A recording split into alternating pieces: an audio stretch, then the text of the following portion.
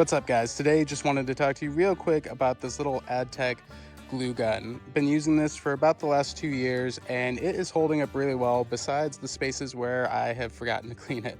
But I use this for a ton of different house projects, different crafts that my wife likes to do, and it is holding up fantastic.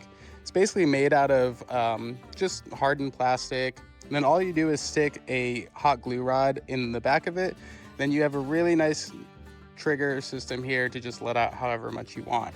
This actually has a surprising amount of control to it. You can kind of dictate how fast or how slow it's going to come out based on how hard you pull. The other thing I like is that you have a pretty nice, I'd say it's like a 4-foot cord, so you have a bit of movement once you plug it in to move around and actually get into some different projects. But really nice hot glue gun, guys. If you're looking for something like this, cannot recommend this enough. It has been working fantastic. As always, you can find an affiliate link in the description below if you want to check this product out yourself.